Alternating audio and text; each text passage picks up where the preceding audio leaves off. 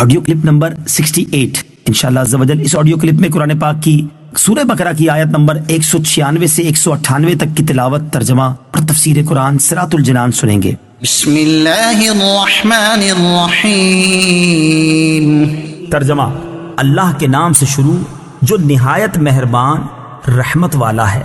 وَأَتِمُّوا الْحَجَّ وَالْعُمْرَةَ لِلَّهِ فَإِنْ أُحْصِرْتُمْ فَمَا اسْتَيْسَرَ مِنَ الْهَدْيِ وَلَا تَحْلِقُوا رُؤُوسَكُمْ حَتَّى يَبْلُغَ الْهَدْيُ مَحِلَّهُ فَمَنْ كَانَ مِنْكُمْ مَرِيضًا أَوْ بِهِ أَذًى مِّن رَّأْسِهِ فَفِدْيَةٌ مِّن صِيَامٍ أَوْ صَدَقَةٍ أَوْ نُسُكٍ فَإِذَا أَمِنْتُمْ فَمَنْ تَمَتَّعَ بِالْعُمْرَةِ إِلَى الْحَجِّ فَمَا اسْتَيْسَرَ مِنَ الْهَدْيِ فَمَنْ لَمْ يَجِدْ فَصِيَامُ 3 أَيَّامٍ فِي الْحَجِّ و7 إِذَا رَجَعْتُمْ تِلْكَ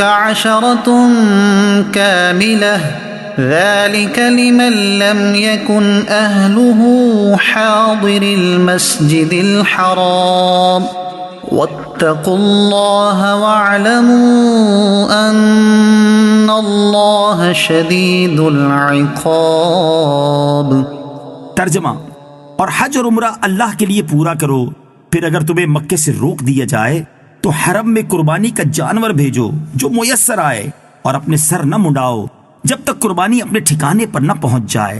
پھر جو تم میں بیمار ہو یا اس کے سر میں کچھ تکلیف ہے تو روزے یا خیرات یا قربانی کا فدیہ دے۔ پھر جب تم اطمینان سے ہو تو حج سے عمرہ ملانے کا فائدہ اٹھائے، اس پر قربانی لازم ہے جیسی میسر ہو۔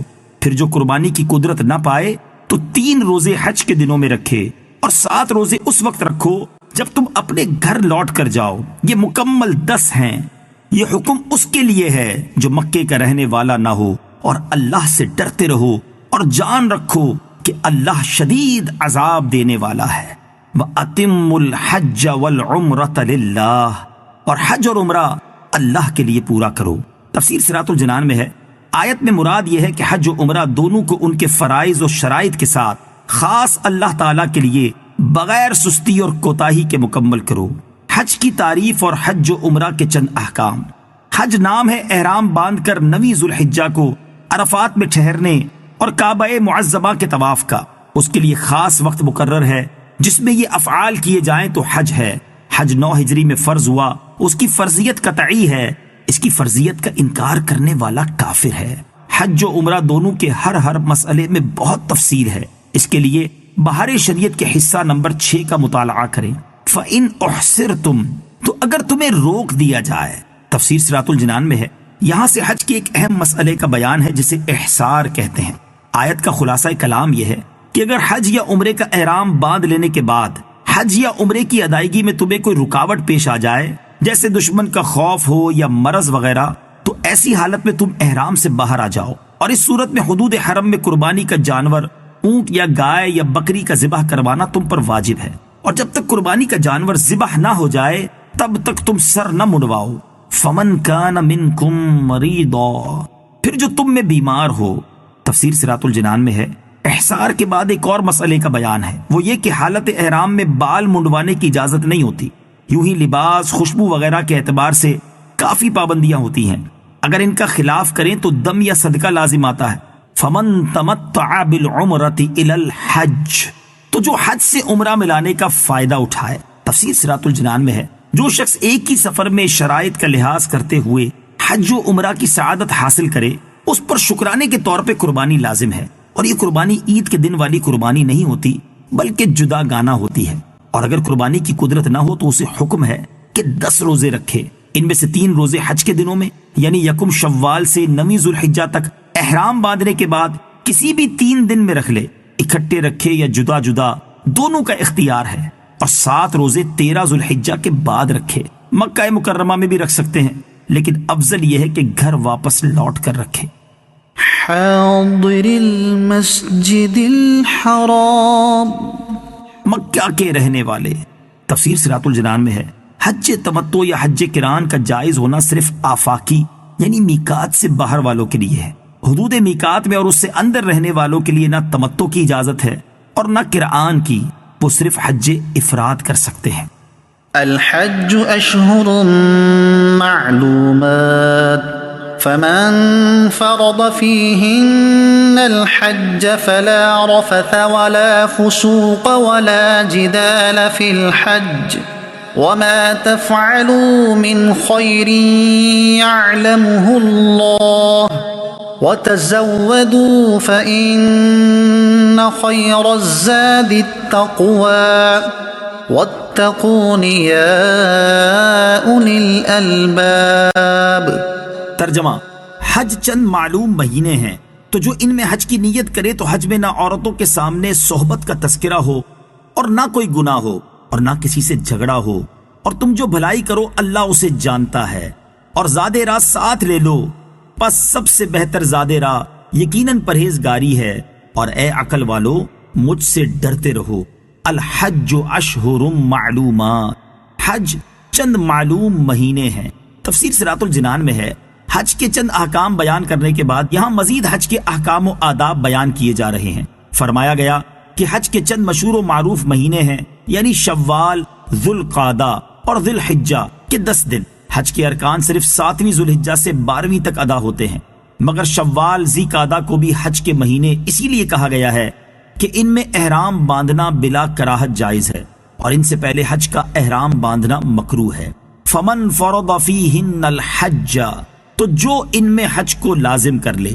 تفسیر صراط الجنان میں ہے یعنی جو شخص احرام باندھ کر یا ہدی کا جانور چلا کر حج کو اپنے اوپر لازم کر لے، اس پر یہ چیزیں لازم ہیں۔ نمبر 1، رفث سے بچنا۔ رفث سے مراد ہے کہ ہم بستری کرنا یا عورتوں کے سامنے اس کا ذکر کرنا یا فحش کلام کرنا، البتہ نکاح کر سکتا ہے۔ نمبر 2، فسوق سے بچنا۔ فسق کا معنی ہے گناہ اور برائی کے کام۔ نمبر 3، جدال سے بچنا۔ جدال سے مراد ہے اپنے ہم سفروں سے یا خادموں سے یا غیروں کے ساتھ جھگڑنا۔ یاد رہے کہ گناہ کے کام اور لڑائی جھگڑا تو ہر جگہ ہی ممنوع ہے، لیکن چونکہ حج ایک عظیم اور مقدس عبادت ہے، اس لیے اس عبادت کے دوران ان سے بچنے کی بطور خاص تاکید کی ہے۔ وما تفعلوا من خیر، اور تم جو بھلائی کرو۔ تفسیر صراط الجنان میں ہے برائیوں کی ممانعت کے بعد نیکیوں کی ترغیب دی گئی ہے کہ بجائے فسق کے تقوی اور بجائے لڑائی جھگڑا کے اخلاق حمیدہ اختیار کرو۔ وتزودوا، اور زاد راہ لو۔ تفسیر صراط الجنان میں ہے شان نزول۔ بعض یمنی لوگ حج کے لیے بغیر سامان سفر کے روانہ ہوتے تھے اور اپنے آپ کو متوکل یعنی توکل کرنے والا کہتے تھے، اور مکہ مکرمہ پہنچ کر لوگوں سے مانگنا شروع کر دیتے، اور کبھی غصب اور خیانت کے مرتکب بھی ہوتے۔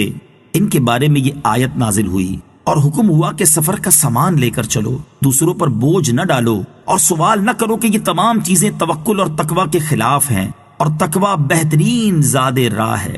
نیز یہ بھی سمجھا دیا گیا کہ جس طرح دنیاوی سفر کے لیے سامان سفر ضروری ہے، ایسے ہی سفر آخرت کے لیے پرہیزگاری کا سامان لازم ہے۔ واتقونی، اور مجھ سے ڈرو۔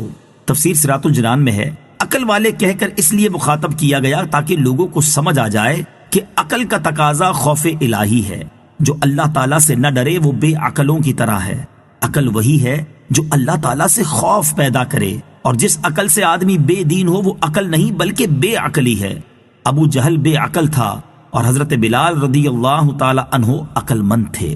ليس عليكم جناح أن تبتغوا فضلا من ربكم فإذا أفضتم من عرفات فاذكروا الله عند المشعر الحرام واذكروه كما هداكم وَإِن كُنتُم مِّن قَبْلِهِ لَمِنَ الضَّالِّينَ۔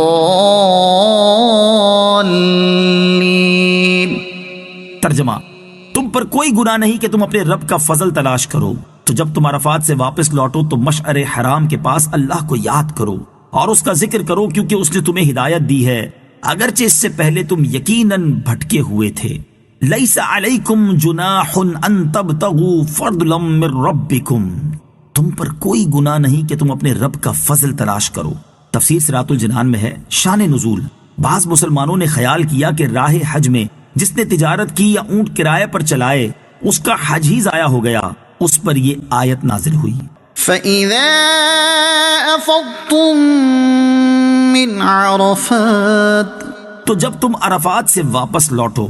تفسیر صراط الجنان میں ہے عرفات ایک مقام کا نام ہے جو حج میں وقوف یعنی ٹھہرنے کی جگہ ہے۔ مشہور مفسر ضحاک کا قول ہے کہ حضرت آدم علیہ السلام اور حضرت حوا رضی اللہ تعالی عنہا جدائی کے بعد 9 ذو الحجہ کو عرفات کے مقام پر جمع ہوئے اور دونوں نے ایک دوسرے کو پہچانا، اس لیے اس دن کا نام عرفہ اور مقام کا نام عرفات ہوا۔ عند المشعر الحرام، مشعر حرام کے پاس۔ تفسیر صراط الجنان میں ہے مشعر حرام مزدلفہ میں وہ جگہ ہے جہاں امام حج وقوف مزدلفہ کرتا ہے۔ مزدلفہ میں واقع وادی محصر کے سوا تمام مزدلفہ وقوف کا مقام ہے۔ مزدلفہ میں رات گزارنا سنت ہے اور فجر کا وقت شروع ہونے سے لے کر طلوع آفتاب کے دوران کم از کم 1 لمحے کے لیے وہاں ٹھہرنا واجب ہے۔ بغیر عذر وقوف مزدلفہ ترک کرنے سے دم لازم آتا ہے اور مشعر حرام کے پاس وقوف افضل ہے۔ مزدلفہ میں وقوف کے دوران تلبیہ، تحلیل و تکبیر اور ثناء و دعا وغیرہ میں مشغول رہنا چاہیے۔ 9 ذو الحجہ کو مزدلفہ میں نماز مغرب و عشاء کو ملا کر عشاء کے وقت میں پڑھنا ہوتا ہے۔ وَاذْكُرُوهُ، اور اسے یاد کرو۔ تفسیر صراط الجنان میں ہے فرمایا گیا کہ تم ذکر و عبادت کا طریقہ نہ جانتے تھے، اللہ تعالیٰ نے حضور اکرم صلی اللہ علیہ وسلم کے ذریعے تمہیں عبادت کے طریقے سکھائے، لہٰذا اس نعمت پر اللہ تعالیٰ کا شکر ادا کرو۔